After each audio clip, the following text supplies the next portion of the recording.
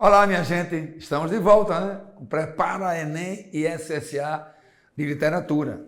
Você deve ter assistido a última aula, não perca o início de nosso curso, a primeira aula da Era Colonial. Você lembra que a gente estava falando da formação da literatura brasileira, a todos os problemas econômicos, políticos, com os invasores, e em meio a tudo isso, como é que a literatura se comporta, como é que ela é produzida. É aquela literatura que a gente já falou, né? Feita por estrangeiros. A gente não tinha brasileiro produzindo e escrevendo. A gente não tinha público consumidor para aquelas obras. Então era mais ou menos assim. O estrangeiro que invadiu, que veio colonizar, era ele que observava, que via, que escrevia e levava de volta essa literatura para a Europa. Então, muitas vezes, ela não tinha nem fins lucrativos ou artísticos ou literários. Né? E até quando a gente começa a ter as primeiras manifestações intelectuais no Brasil, como o barroco, o arcadismo, ainda foi tão primário, tão pequeno ainda, né? Tão sem grandes expressões, que há alguns autores aí, alguns críticos, que são muito severos nisso, não admitem que o Brasil teve barroco. A gente chama de seiscentismo. Não admitem que o Brasil teve arcadismo, então chama de setecentismo. Então, você deve ter isso já alguma vez em algum livro, em alguma apostila. Seiscentismo é barroco, setecentismo é o arcadismo. Mas o romantismo não. O romantismo não há como você chamá-lo de oitocentismo, porque o romantismo já teve um contingente muito grande de autores brasileiros escrevendo para brasileiros. E tem um detalhe, é a primeira vez em que um movimento literário exporta a literatura no Brasil. Então a gente já tinha autores escrevendo para a Europa. Então a gente já tinha autores brasileiros lidos na Europa. Eu estou falando tudo isso para contextualizar uma situação histórica, econômica, cultural, que tudo depende um do outro. A gente só pode ter um romantismo grande, né, do tamanho, do porte que foi, por causa da vinda da família real para o Brasil, das alterações que foram processadas na educação, aparecimento de escolas, com a independência do Brasil. Então, tudo isso vai formando. A gente já tinha faculdades no Brasil que antes não tinha, o crescimento das escolas, biblioteca pública, a gente tem a abertura dos portos das nações amigas, entendeu? Então, começou a fervilhar no Brasil um tipo de educação, de comportamento cultural que era próprio da corte portuguesa, tipo da Europa, entendeu? Então, por isso que o romantismo, que efetivamente significa literatura popular, por quê? Porque agora ela sai dos palácios, da aristocracia, dos casarões e vem para a mão do povo. Então, a gente começa a gerar agora no Brasil um público consumidor de obra literária, né? Porque começou a diminuir o número ou melhor falando até, começa a aumentar o número de alfabetizados, de letrados no Brasil.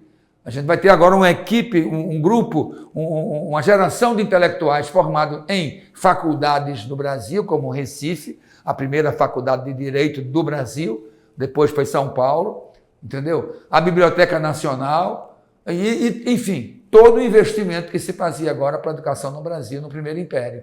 Então, o romantismo está associado ao Primeiro Império. Tá certo? Vamos lá, então, um quadro icônico aí, não é? Que representa a Revolução Francesa. Você está vendo a liberdade aí, empunhando a bandeira da França e trazendo para a gente essa inspiração de liberdade, igualdade e fraternidade. O quadro de baixo já nos traz aquele romantismo voltado à natureza, que foi uma característica marcante do romantismo. Né? É deixar a cidade, o agito das cidades, essa revolução industrial que estava trazendo o princípio do desenvolvimento urbano, e aí voltar os olhares para o campo, para a natureza.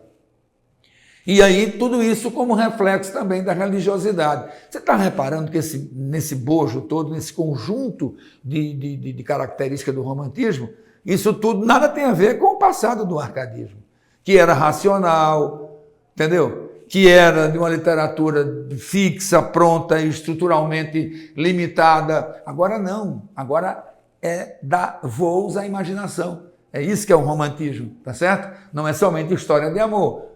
O romantismo tem muito de política também, tá certo? Você vai ver agora a literatura comprometida com algumas causas sociais, tá certo? Então vamos lá. Ele é o contrário do clássico, tá certo? Que é muito objetivo, mais para uma tendência realista, e agora não. O romantismo é de uma tendência subjetiva, individual, é a visão do artista que importa agora, tá? Então ele é contrário ao clássico. O romantismo ele surge na Europa, né? A gente costuma colocar a França como sendo o início de tudo, né? A rigor é a Alemanha. Primeira manifestação romântica no mundo se tem, no mundo moderno, se tem na Alemanha. Mas é da Alemanha que ele vai para Paris, para a França, e na França, então, é que ele se desenvolve, e a partir da França ele toma o mundo, tá? Então, ele surge na Europa no século XVIII, e vai até o século XIX, até metade do século XIX, e também nesse contexto da primeira Revolução Industrial, do Iluminismo, partindo, então, para os filósofos que foram os inspiradores da Revolução Francesa, tá certo? Até que chega o realismo com o cientificismo e ele vai ficando de fora. Mas, para mim, eu posso dizer a vocês que a minha opinião é que o romantismo ele vai tomando formas e cores e ritmos diferentes e até hoje ele está entre nós, entranhado nas artes, como na dança, como, por exemplo, na música popular. Ele ainda não teve decretada a sua morte por inteiro, tá? Então vamos ver, você tem um quadro aí, muito interessante esse quadro. Você pode observar aí na telinha, né, que o classicismo segue um padrão clássico, tá certo? De literatura. O romantismo não tem modelo nenhum. Cada artista, cada poeta, cada escritor tinha seu estilo, seu jeito, seu encaminhamento da sua arte. O classicismo é universal, o romantismo é individual, o classicismo é impessoal, a impessoalidade, ele não trata de suas emoções, tá? É mais objetivo, o romântico não, é íntimo demais, é a minha dor que importa agora, tá?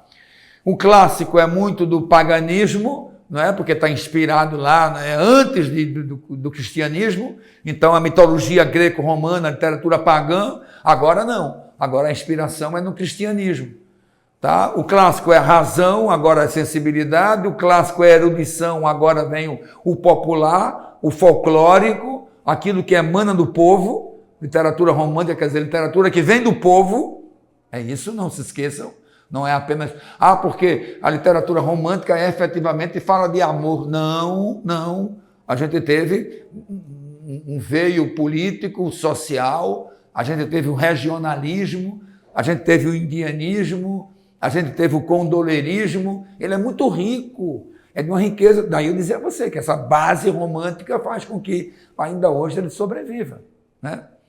Com uma carinha nova, mas atualizada, mas ele vai se adaptando aos tempos, tá?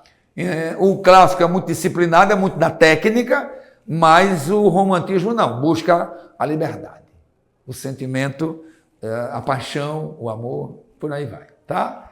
Então, o resumo do que eu falei até agora, oposição ao clássico, uma estrutura baseada na prosa, embora o romântico no Brasil comece pela poesia, o romantismo começa pela poesia, mas depois ele envereda pela prosa, e é justamente a prosa que vai dar o maior público consumidor.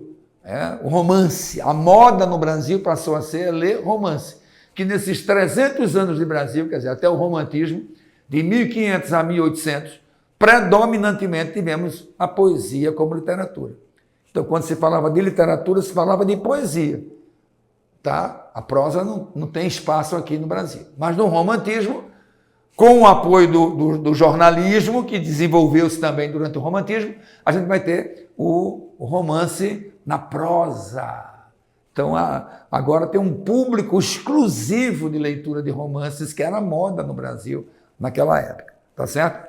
Temos o surgimento do tal público consumidor, que lia nos jornais, por partes, os romances chamados de folhetins. A gente tem os versos livres, não tão assim como no modernismo, mas já tem uma diversidade. O poeta começa o poema com tipo uma cestilha maior e depois varia para cestilha menor. Então, 7 sílabas e desce para 5. Tem poema começando com 10 sílabas. Gonçalves Dias tem poema com 10 e a estrofe com 7, com 5. Então, isso não cabia na cabeça do clássico de jeito nenhum. Para o clássico, a estrutura é fixa, né? É engessada. O romântico, não. Asas à imaginação, à criatividade, por causa do sentimentalismo, tá certo? Uma característica marcante do romantismo no Brasil e na Europa também foi a busca do elemento nacional, que caracterizasse aquele povo, aquela nação. No nosso caso, especialmente, tomamos o índio como esse elemento nacional. Por isso que a gente tem romances como Iracema, que tem a Índia como centro da narrativa, a gente tem o Birajara, a gente tem o Guarani, que é centrado no índio Peri, tá certo? E além da poesia indianista, né, que trata do índio como um herói, né, como um verdadeiro dono da terra. E aí por aí vai, sentimentalismo, saudosismo, fuga da realidade. No Brasil a gente teve 3 gerações significativas para o romantismo. Elas podem ser divididas mais ou menos entre 1836 até 1880, quando começa o realismo. Então, de 36, a gente tem mais ou menos a cada 10 ou 15 anos uma mentalidade nova para o romantismo. Entendeu? A primeira geração, pautada muito na nacionalidade. Minha terra tem palmeiras onde canta, sabe? A exaltação da terra e do homem dessa terra, que é o índio.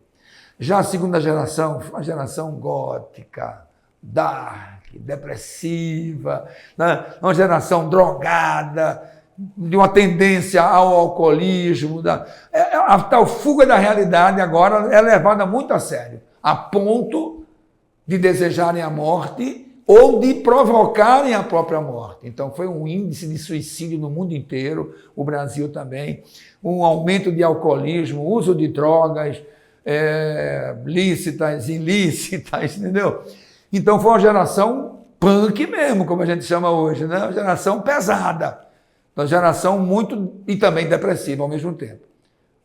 Morria assim muito cedo. Tudo isso por causa da tuberculose. Teve uma coincidência de uma epidemia de tuberculose, chamada do mal do século, e eles se aproveitavam disso e se entregavam à boemia como uma forma de morrer mais cedo. Então, muitos morreram com 19, 20 anos, com 22 anos e tal. O mais velho morreu com 33 anos.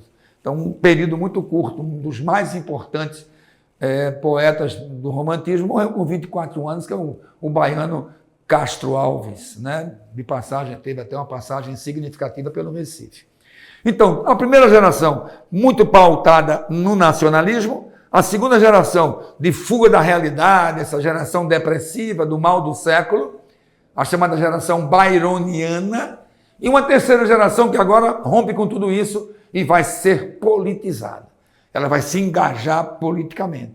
Então ela está mais preocupada com a libertação dos escravos, com a abolição da escravatura, com a República do Brasil. Então você percebe que a literatura passa a ser meio panfletária, como sendo uma literatura preparada para esse engajamento sociopolítico. Então são 3 momentos bem distintos, por isso que chamamos de primeira geração, segunda geração e terceira geração, tá certo? Embora não se esqueçam, isso não significa dizer que uma terminou e acabou, foi para o passado e a nova no outro dia, não. Eles conviveram, tiveram amizades inclusive e tal, se conheceram, conviveram todos eles. Agora, a gente fala de estilos diferentes, objetivos diferentes em cada um deles. A primeira geração tem a marca principal do Gonçalves de Magalhães, porque foi ele que abriu com o primeiro livro romântico no Brasil, chamado de Suspiros Poéticos e Saudades, e depois veio o Gonçalves Dias com o indianismo. Então esses 2 são os pilares centrais do romantismo no Brasil, né? No início do romantismo. Aí vem a segunda geração, que é a tal geração da prosa, que chega com o romance, com Alencar. A geração depressiva do Álvaro de Azevedo, do Cassimiro de Abreu, a galera que morreu aí com 20 anos, 21 e tal, muito cedo. E o Varela, que morreu com 33, foi o mais velho de todos, né? Quando estava saindo da meninice, né? Aí morre, né? Tá certo? Vamos agora para a terceira geração do Castro Alves, que é a geração politizada, que eu falei a vocês, do Tobias Barreto. E o Alencar também. O Alencar pega a segunda e pega também a terceira geração. Ok, gente? Vamos ver essa questão aí. Caiu no Enem, hein? Olha aí a telinha agora cheia para a gente ver uma questão do Enem. Olha o texto. Ali começa o sertão chamado Bruto. Nesses campos tão diversos pelo matiz das cores, o capim crescido e ressecado pelo ardor do sol transforma-se em vicejante tapete de relva quando lavra o incêndio que algum tropeiro, por acaso ou mero desenfado, ateia com uma faúla do seu isqueiro. Gente, está vendo a linguagem, uma linguagem bem diferente de nossa época, né? Estão vendo que esse texto aí tem 150 anos de produzido, era um português que tinha um vocabulário mais bem trabalhado, não chega a ser erudito, mas não é um português também tão popularesco, tá? Mas dá para a gente entender, sem sombra de dúvida, né? Vamos lá. Minando surda na touceira, queda a vida centelha. Corra daí a instantes qualquer aragem, por débil que seja, e levanta-se a língua de fogo, esguia e trêmula, como que a contemplar medrosa e vacilante os espaços imensos que se alongam diante dela. Olha, gente, uma mistura de narrativa, né, de descrição. Olha a descrição. O fogo detido em pontos aqui e ali, a consumir com mais lentidão algum estorvo, vai aos poucos morrendo até se extinguir de todo, deixando como sinal da avassaladora passagem o alvacento lençol. Eu acho incrível esse vocabulário, essa forma, essa preocupação com a palavra e tentando dizer exatamente como é a realidade, né? Que a realidade interior do poeta, né? A realidade pessoal. A maneira como ele vê, como é que ele retrata a visão e o sentimento dele. Vamos lá, continuando. Que ele foi seguindo os velozes passos. Por toda parte melancolia, de todos os lados éticas perspectivas. É cair, porém, daí a dias copiosa chuva e parece que uma varinha de fada andou por aqueles sombrios recantos a traçar às pressas jardins encantados e nunca vistos.